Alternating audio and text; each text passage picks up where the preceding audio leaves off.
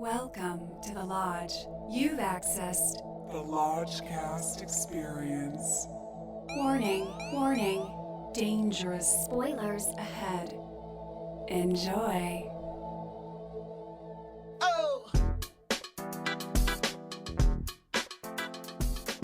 Hello and welcome to another secret edition of Lockdown Hot Takes. I'm your Lodge Master. With me as always is Brother Bishke. Manifesting love and light.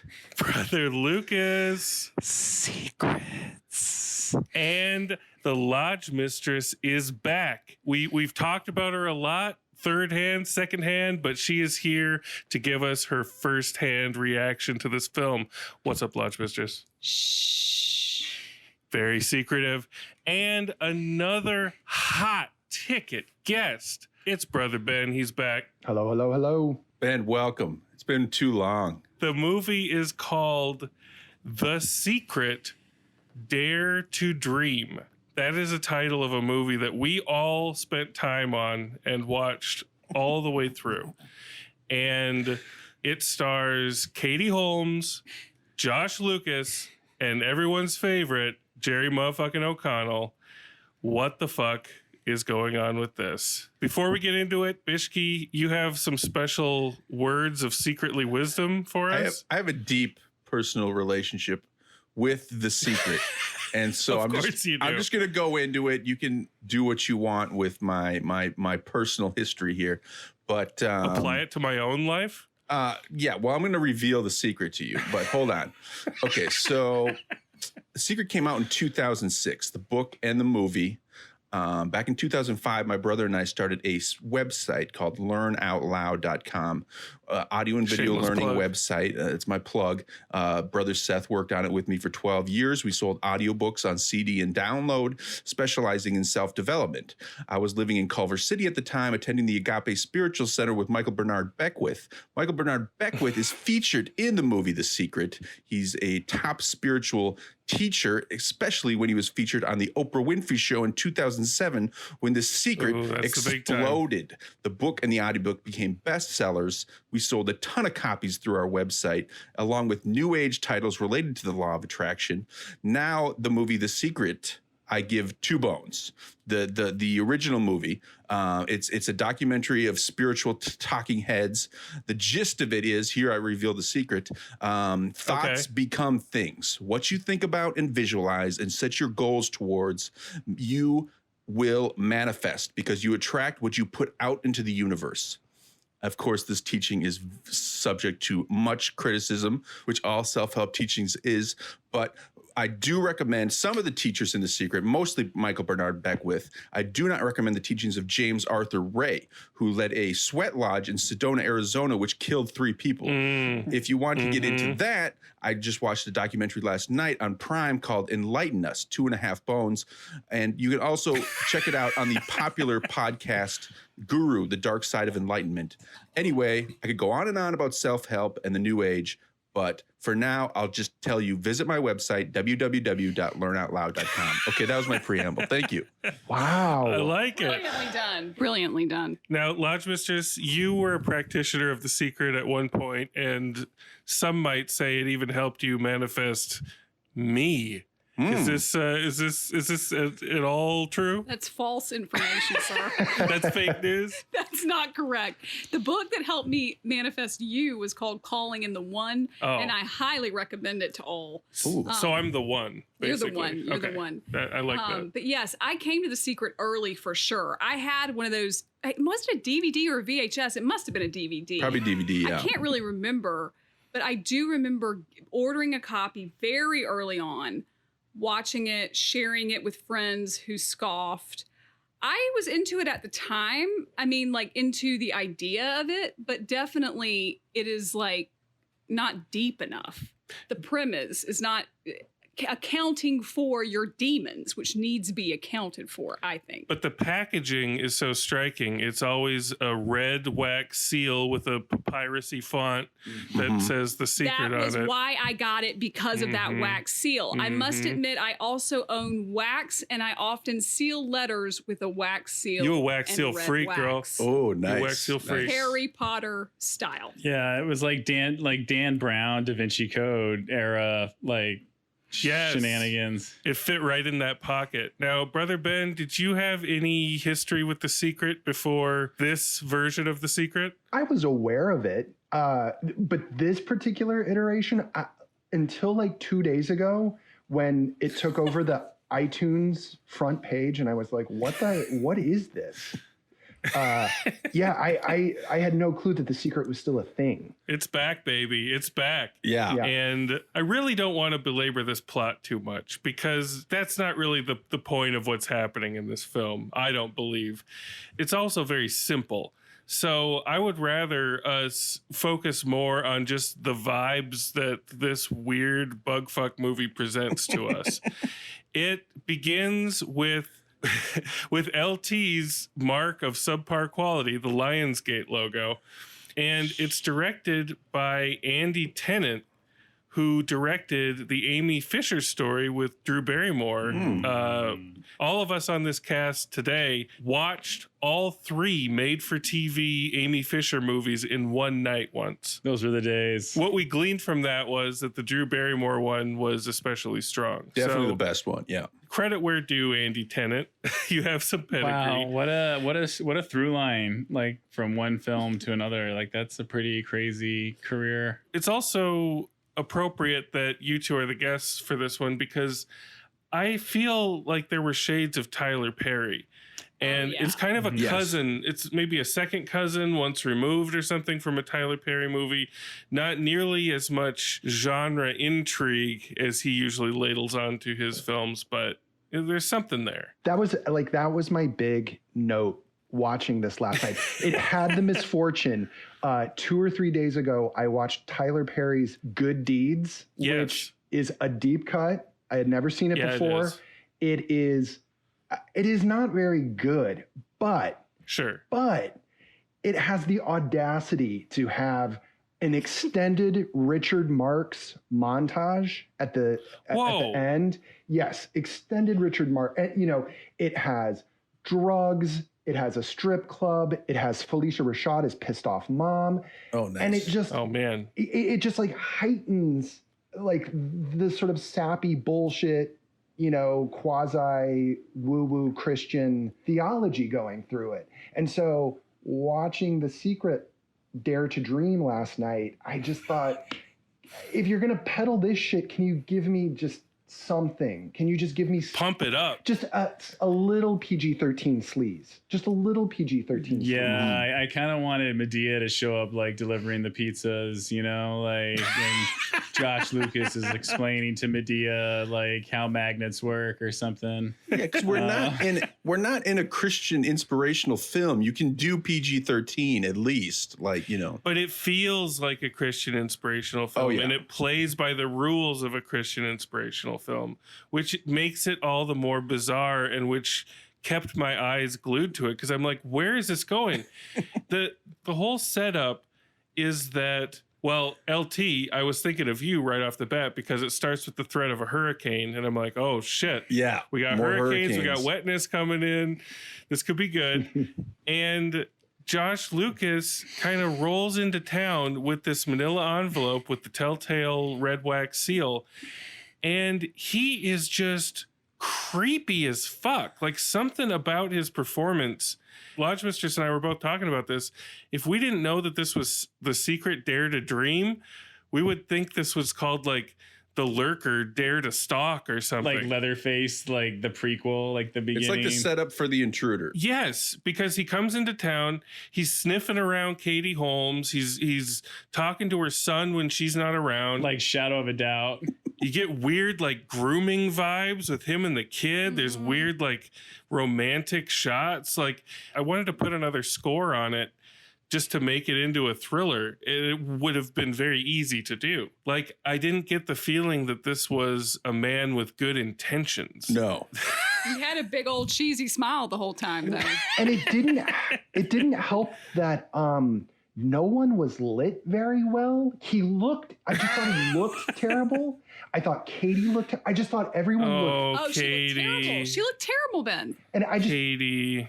Was there no lighting budget? But I feel like Josh Lucas, like, definitely you're not on board, or at least I wasn't, with this guy, because he clearly has like a subpoena or like a summons, or he's like, I have to hand deliver it to this kid's mom, and the kid's like, my mom's not here, and he's like, well, it comes with an explanation, you see. I kind of gotta explain, mansplain to her what's in my hand or whatever. And it's like, what the fuck are you talking about, dude?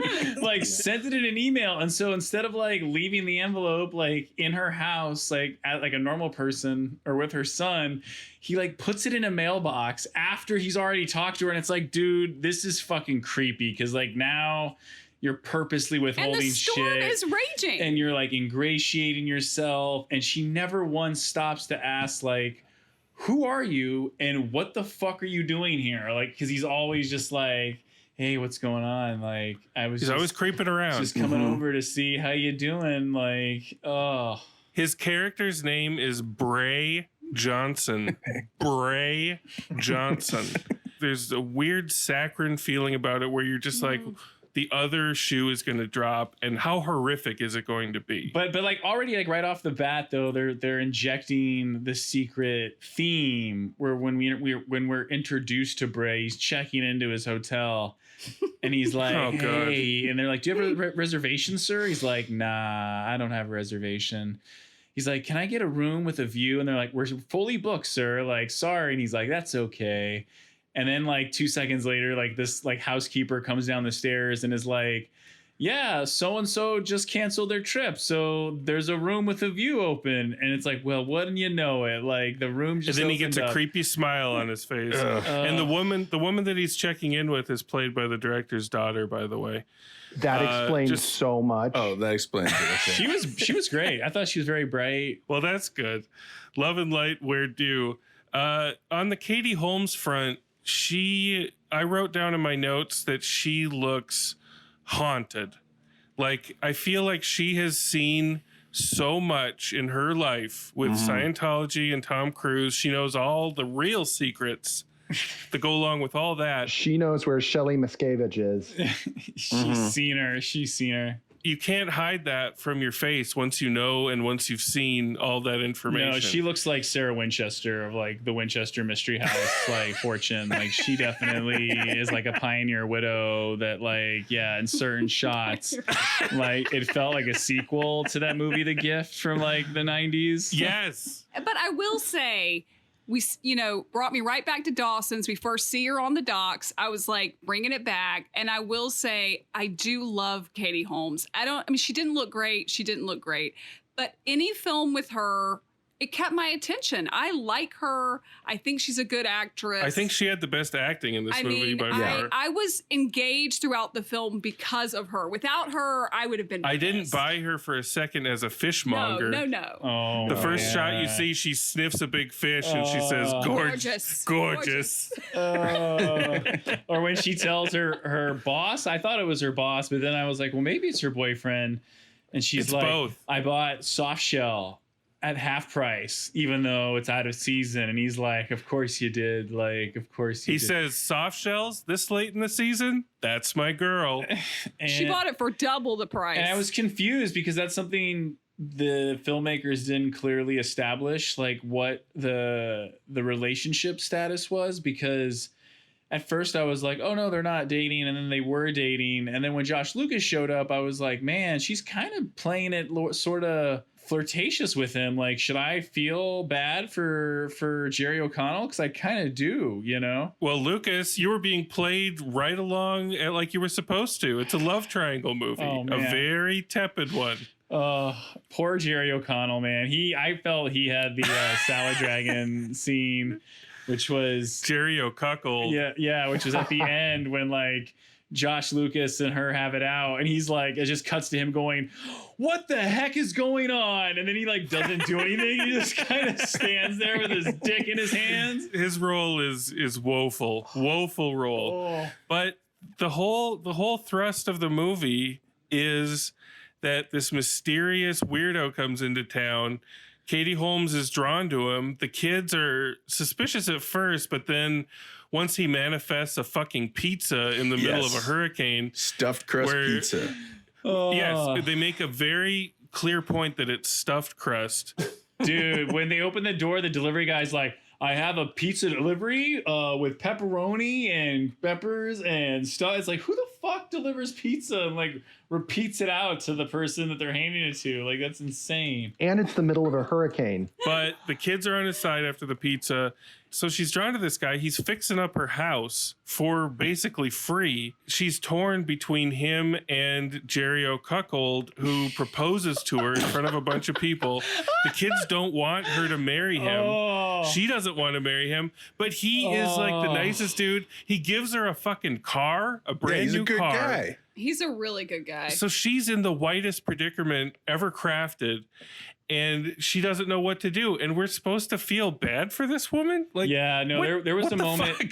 There was a moment late in the game, and it might have been her getting the car, or like her yelling at Bray and like, you know, not letting him explain himself. Where I got up from my bed because I was streaming it in my bedroom, and I just said as I walked to the bathroom, like, fuck these people and their like rich person problems. Like, this is such a 2020 tone deaf movie for me. Like, oh. But that's what was so weird too, though, is like, it was like the screenwriters couldn't decide, like, Katie Holmes, she's working for this super high-end restaurant as a fishmonger, but she only can afford a can of red beans for her and her 4 kids. It was so muddled and confusing. Yeah, they make a big point that she can't even afford pizza. She's like, rich people eat pizza. It's like, what? Yeah. Hot and ready begs to differ. I mean, and her choices between the two dudes weren't that different. They were both really nice. They were both really rich. There's no wasn't any conflict. None. No. And when he's fixing up her house, there's like a touching musical montage where he's fixing up her house. He's doing all this work, and I just wanted to slip in one shot of him installing like a hidden camera into her house, just mixed into the montage, and that would complete the whole thriller aspect for me. They wouldn't even ever have to mention it. We just know that he put it in there. He's watching them. Because that's the vibe Ray Johnson gives through this whole thing. Totally. And the other problem is Katie Holmes is fairly positive throughout the movie. If you want to introduce the secret into it, you have to have someone who hits rock bottom, is incredibly negative minded, and then starts to transform. But she's like generally on board with the secret throughout. Yes. And so there's no transformation. The plot thickens a little bit when it's revealed that Bray Johnson indeed had met Katie Holmes's deceased husband at an inventors convention. And when the prospect of an inventors convention came up, I immediately thought of the Gale Force Wind battery invention from Tyler Perry's Acrimony. Correct. I don't know what it is that draws these filmmakers to inventors, but I'm here for it. And it turns out that he has some information about a patent that he's trying to get to her that will make her a lot of money. But she feels that she's been betrayed because he held back information from her. And it all comes to light at her daughter's taffy making party. Like, what in the holy random word generator hell is this? One of my favorite parts was because Katie Holmes is into taffy and she opens up her glove compartment. It's just full of taffy. and she has like tooth problems, and she's chomping on the taffy. Like, what the fuck? Who is this woman? I was like, I would not eat that taffy. Those kids were touching it barehanded. And Oh, everybody yeah. looked like It a was little gross. annoyed and distressed about the taffy. And then someone's like, where'd you get the taffy idea? And Katie Holmes is like, it was Bray's idea. We would never have done the taffy without Bray. I'm like, is that a good thing? Yeah, Like, they're what white is going on? taffy savior. So So there's a big blow up at the taffy party, and they do it in front of everybody. And that's where Jerry O'Cuckold is like, what the hell is going on? Because he really doesn't know. She basically does some soul searching. She breaks up with Jerry. And again, the passion is low. Yeah. She just kind of comes to him like in his office, and she's like, this isn't working. She gives him her ring and her car key, like she's turning in her badge. There's just as much passion as if she was leaving the force. And he's like, cool. He's like, and Millie and I were just like, dude, you dodged a fucking bullet. Like, what the like, go out there and find the woman of your dreams. She's not it. But that's not what we were supposed to feel. We're supposed to be rooting for her weird ass. I felt bad for Jerry O'Cuckold. Oh man. Yeah. Her plight is not sympathetic in the least. So how are we supposed to lock into this secret mumbo jumbo? Like, she's not carrying it well. Yeah, and by the way, this has been going on for an hour and 50 minutes. Like, this is a long. Yes. It is a long. And so to have no dramatic tension for like sustained over that. It felt like 4 hours. Yeah, it felt way longer than that. Crazy. Yeah. And the inventor subplot doesn't come in till deep in the movie. So until then, we don't know what the fuck is going on. We're just like, what is happening here? And when you're at that point mentally during a movie, you start to look at other things. And this movie, there's so many other things to look at that just undermine it. Like even the weird corduroy patches on Bray's denim shirt. Thank you for bringing this up. And then when he and O'Cuckold meet for the first time, Jerry has patches on his shoulders. So they both have patches on their shirts. They're the same guy. But they're in different locations. They're basically the same guy. Which, drama? Hello? Yeah. Got drama? No, you don't. We do have to mention another twist. So Josh Lucas is continually calling home to his, you don't know who. I mean, you obviously know it's his wife. You think, you know. So for the ultimate creeper spin, the twist is that he's living in a mansion with his sister. A mansion is right. And he's like cooking for her, and they're like chilling on the sofa together. She takes naps after dinner where she like wakes up and is like, how long have they been out? And he's like, just long enough for me to do the dishes. Oh God, what the fuck? That was a really good impression. So there's some misadventure with Katie Holmes not understanding that it's his sister. She finally chooses Bray in like the most annoying way possible when they're both driving in their car in opposite directions. And he's like, you want to get some waffles? And they pull off and go to a Waffle House. And when they finally got a little intimate and kissed outside of the Waffle House, Millie was just like, no, I don't need to see that. Don't need to see it. Don't need to see it. It was almost like a guilty kiss. Like when they first embraced, like they weren't totally like proud of the union, you know, like it felt so wrong in the Waffle House parking lot. It was supposed to be like the kindling of new love, finding each other, but it felt wrong. It felt like a tryst. We didn't need to see them actually consummate a kiss. That's how bad this love story is. Yeah. The last thing we want to see is them be in love.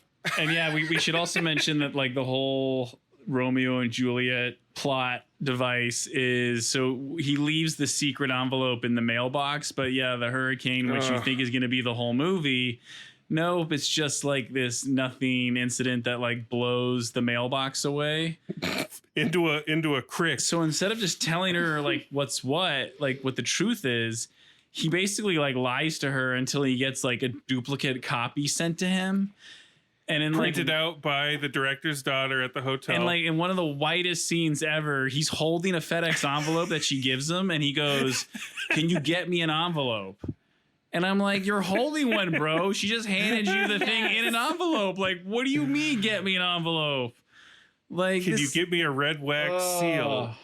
Yeah, it's like you got the red wax seal, but you're just using like a traditional Office Depot manila envelope. Like, come on. Yeah, it's cut rate. It's cut rate. But don't take my word for it. Let's go to them secret bones. I can feel it in my bones. Ben, I want you to set the pace for this bone giving sesh. I mean, here's the thing. I don't know if this is going to be super controversial or not, but Ooh. I really, at the end of an hour and 15 minutes, I watched the whole motherfucking thing. I have high tolerance, as you know, for Tyler Perry stuff.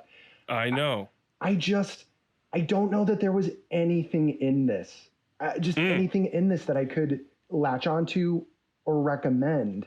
You know. Oh, and by the way, before I have to bring this up, in the middle of it, around an hour 20, I was like, I need to know what the budget on this thing is. Yes. Did you guys I look would up what the love to budget know. is? No. Okay. But it felt high. So, according to IMDb, it's 20 million. Okay. What? Really? Which I have. Where did that money go? That's a lot of red wax. Airplane? That's Josh Lucas fee, like O'Connell fee. Those are like all the actors' fees. Now, bro. according to Wikipedia, it was 9.5, which feels more That in sounds line, better. but still, Yeah. 9.5 seems outrageous. It's not on screen. I mean, and that's the thing. If it had given me a Richard Marx montage, if it had given me anything, I could have gone like half a bone or one bone. I got to give it a woof.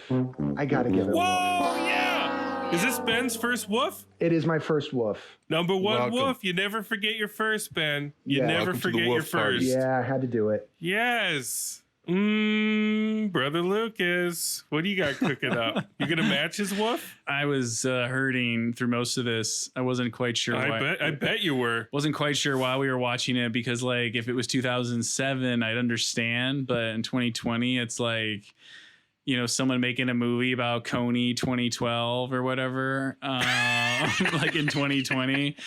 And I think with, you know, COVID-19 and the pandemic and, you know, our lives in survival mode, it's like, it's such an oddity to have to experience some of these movies that were made in the before times, you know, Yes. or like right before the shit at the fan. And yeah, like there's no conflict. There's really no story. Like I just kept thinking, like, if I'm Katie Holmes, like, why am I not asking who this guy is or like why he's here? You know what I mean? Like there's something afoot. Her daughter asks way more questions than she And does. if you're a single woman with kids and Josh Lucas is ingratiating himself, you should be on high alert that he's a predator and he's like, yeah, grooming your family and like, you know, primping them and you know, building up that relationship of trust so they can keep a secret when he ultimately like crosses a line with them. So I could see like how we could all just imagine it being like, you know, The Intruder with Dennis Quaid, you know, where he's like, this is your husband said I could have anything I wanted. And he's not here anymore. So I get to have it all. Like, because, yeah, the flashback of him and the plane crash is like a salad drag in and of itself and just ridiculous. Yeah. But yeah, I gotta echo Brother Ben and give this a woof. This is like Double woof. who is this movie for? Like Karens that like, you know, work at tourist like seaside towns or something. The Live, Laugh, Love Brigade. Yeah, there's no concept here. There's no concept. Double woof. Oh my God. Okay, Lodge Mistress, what do you got? Any love and light? You were not enjoying this movie, so I don't know where you're gonna go. You know, here's the thing. I enjoyed seeing Katie. It has been a long time. I love Dawson's Creek. It's love gotta be seeing worth her. something. It is worth something. And, you know, I also really appreciated that the mother-in-law had a genuine Southern accent. She Thank you did. for casting someone with a genuine, awesome Southern accent. So for those two reasons, I'm going to give it a one bone. One full Yep. bone. Yep. One full bone from the Lodge Mistress. That's huge love and light. I love it. Two woofs and a bone. Brother Bishke, you're the one with the most skin in the game. Yeah, I have a deep relationship with the new thought, ancient teaching, wisdom of the movie, but it's not. It's so watered down. I mean, you're manifesting pizzas and ponies and Stuffed crust.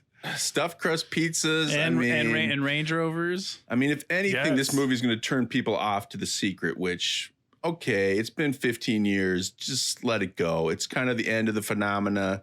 And in the climate where people are really suffering financially, you got manifesting money, which never goes over well in hard times.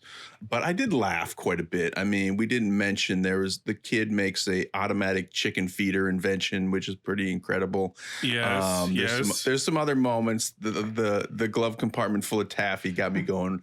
And we got to turn that into like a saying, like, man, this movie was wackier than a glove compartment full of taffy. Saltwater taffy savior movie. But they're really awkwardly inserting, like Christian movies, awkwardly inserting the message in there, and it's boring, and it's just. That kid is a creep too. We didn't talk about the kids too much, but for all this, I mean, considering my expectations were high and I was hoping this would, increase traffic to my website. But for all that, it's all about your website. I'm going to give it 1 bone. One full bone. Had a few laughs, but I'm with the Lodge Mistress. It's a bone. I love it. 2 woofs, 2 bones. Deciding factor of the Lodge Master, deciding vote. I'm going to thread the needle. I had a great time watching this movie. I really enjoyed imagining it as a demented stalker who was about to insinuate himself into the family film. I got a lot of mileage out of that because he's in stalker mode for pretty much all the movie. And it's an amazing cognitive dissonance to watch a movie that way. So I enjoyed that. I'm going to give it a 4th bone for that. 1/4 of 1 bone. And then I'm going to give it another 4th of a bone for the hilarious way that they handle phone calls. Oh my God. Yeah. When they get phone calls, like when Katie Holmes gets a phone call from her late husband's mother, instead of having a split screen or showing like a little graphic saying who's calling, it shows the mother-in-law's entire iPhone wallpaper screen. It shows her entire face and it says her name and it says she's calling. And just to see a full iPhone display pop up on half of the screen and Katie Holmes is on the other half delighted me to my core. And I started pointing at the screen like that DiCaprio meme. I'm just like, look at that. Look at how they're doing phone calls in this. And so that was incredible for me. So I'm going to give that alone another 4th of a bone to bring it to a grand total of 1/2 of 1 bone. All right. The Roger Ebert Memorial half. I love it. For Roger Ebert. Love you, Roger. This movie, I can't fully recommend it. I don't know who would watch it. Don't watch it. Here's what I think you need to do. I think you need to pull a Steven Soderbergh and do that thing where you take a scene and then just drop like the Girl with the Dragon Tattoo score over it. Yeah. So we can see it recontextualized as a stalker situation? Yeah, there would need to be some sort of tomfoolery in the editing where we'd make some shadow cut of it to make it worth anybody's time. I'm glad we all watched it, but I don't think anybody else that we know would ever watch this movie. But there's something special about it. There's something a little stinky about it that is going to linger in my mind. It might be the taffy, it might be the inventions. I don't know what it is, but I'm glad it's inside of me now. That's the secret. Dare to dream. Keep your dreams alive, folks. Stay positive despite anything. And if you want to try to manifest something like a COVID cure or whatever you can conceive or believe you can achieve. Stuffed crust pizza, guys, tonight. Stuffed crust pizza is available to manifest. You could try that out. Just give it a shot. Or just will an empty chamber in that gun. Will an empty chamber in that gun. That's right. Brother Ben, thank you for joining us on this especially curious endeavor. Hey, I'm just manifesting love and light as always. Yes, absolutely. Lodge Mistress, it's always a pleasure. Always a pleasure. Pleasure. And wow, guys, just keep that love and light flowing. Love and light. Love and light. Dare to dream.